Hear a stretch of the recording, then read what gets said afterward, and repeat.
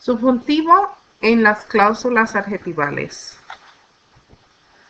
There are two main parts of a sentence. The main clause or antecedent, the connector que, and the subordinate clause. In adjective clauses, that second part, the subordinate clause, is going to describe how the first clause is. When the main clause or the antecedent is known to exist, it exists, use the indicative. When the antecedent is unknown or uncertain, use indicative. So, for adjective clauses, subjunctive in adjective clauses, we really need to understand the meaning of the main clause. If we do not understand and analyze what the person is saying, we will never be able to figure out how to use the present indicative, if to use the present indicative, or if to use the subjunctive in that second clause. Because by now, we know that we just never can say that just que triggers subjunctive. When that main clause or antecedent is known to exist, we use the indicative. When that antecedent is unknown or uncertain, you use the subjunctive. Busco. Busco un trabajo que pague bien. Busco. Buscar un trabajo, it's uncertain because the person do not have it yet. And does not know if he or she is having it. The person is just looking for it. And the only requirement is that it pays well. So that's your adjective clause. Pagar bien. Okay? So because you don't know, in that second clause, in that subordinate clause, we're going to use pague bien. Because the main clause is uncertain and therefore we're using subjunctive. Más ejemplos. Busco una computadora que sea portátil. I am looking for a computer that is portable. Because you're looking for it and you don't know which one yet, you're gonna use subjunctive. Necesito una computadora que tenga una memoria más grande. I need a computer that has a bigger memory. You need, but you don't have it yet. Your only requirement is that tenga, subjuntivo, una memoria más grande. Let's compare with indicative. Tengo una computadora que es portátil. I have a computer that is portable. I have it. It exists. It's known to me. En mi casa hay una computadora que tiene una memoria grande. There is a computer that has a big memory in my house. Okay. So look, indicative. I have, there is, because those verbs indicate that it's known to exist. Therefore, in that second clause, we're going to use indicative. So in the column for subjuntivo, we have verbs like buscar and necesitar in the main clause.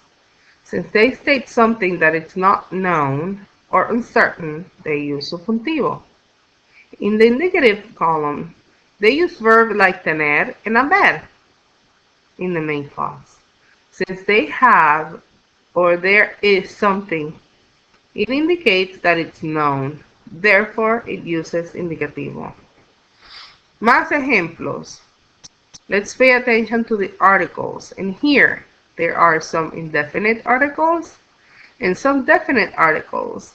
And that indefinite, when it's indefinite, see, we're going to notice that even though they use the same verb in the antecedent, just by changing that indefinite or definite article, it's going to change what you're going to use, either subjunctive or present indicative. Necesito un libro que tenga información sobre los prejuicios sociales. I need a book that has information about social prejudice. Okay? In here, you don't know which book. You're using an indefinite article. It can be any book. You don't know which one because you don't have a particular one in mind. A book, any book. You're gonna use subjuntivo in that second clause. Buscamos documentos que describan el patrimonio de nuestros antepasados. We're looking for any documents, see, that may describe our ancestors' heritage. Versus when the antecedent is certainly you use indicative. And here we're going to use the same verbs. Please notice that these verbs originally or generally trigger subjunctive because you're expressing a need or you're looking for something that has the idea that these verbs that there is uncertainty or something is not known, see, originally. But by using the definite article on something, that lets you know that it exists. And therefore, if it exists, you're going to use present indicative. Necesito el documento que tiene la información sobre los prejuicios sociales. I need the book that has information about social prejudice. You're having one in mind. El libro, the book. See? You might have seen it last week. You might have seen it last night. You might just have seen it and just lost it. See? But you know it's certain, you know it exists. Buscamos los documentos que describen el patrimonio de nuestros antepasados. We're looking for the documents that describes our ancestors' heritage. See? So you know that you have those documents. See? The idea here is that you have seen it or you know that they exist. And therefore you use present indicative. What is going on with nadie, ninguno? Nadie, no one, nobody, ninguno, no, not one. When the antecedent is a negative pronoun, nadie o ninguno, ninguna, the subjunctive is used. Elena tiene 3 parientes que viven en San José. See? Elena has 3 relatives who live in San José. She has certain, given, indicative. Elena no tiene ningún pariente que viva en Caracas. Elena does not have any relative who lives in Caracas. Because it's unknown, there is no one, it's unexistent, therefore you use subjuntivo. En mi país hay muchos que apoyan el candidato del Partido Conservador. In my country, there are many who support the conservative candidate. En la familia de Rosa no hay nadie que apoye el candidato del Partido Conservador. In Rosa's family, there is no one, nobody that supports the conservative candidate. Okay? Because if it's unexistent or unknown, subjuntivo. ¿Vale? And this one just gets me because I generalize this rule. But do not use the personal a in objects that represent hypothetical persons. For examples, when you don't know yet who. And busco a un abogado que sea honrado. I am looking for a lawyer who's honest. Okay? Because you're looking, busco un abogado que sea honrado. See, busco, you don't know. It's like a hypothetical person. You know that you're gonna need a lawyer. You're looking for one, but you do not know who that person is yet. Therefore, subjuntivo. Versus conozco a un abogado que es honrado, justo, inteligente. I know a lawyer who's honest, fair, and smart. You know him or her, therefore present indicative. Use the personal A before nadie, no one, and alguien, even when their existence is not certain.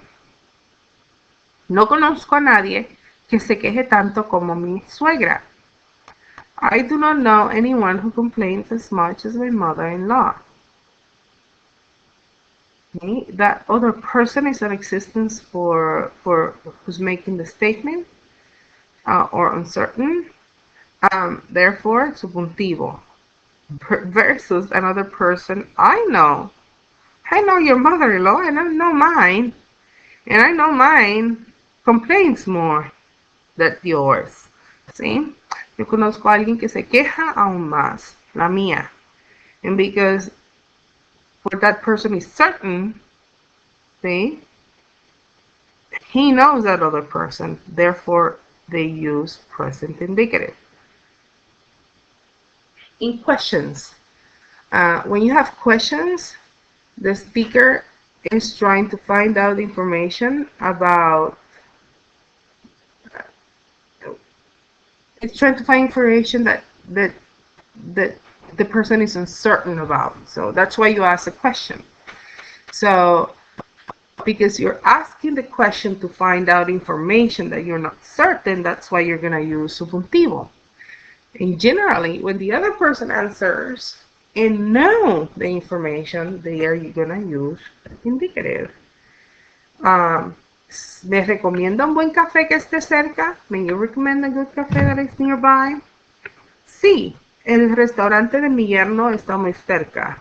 Yes, my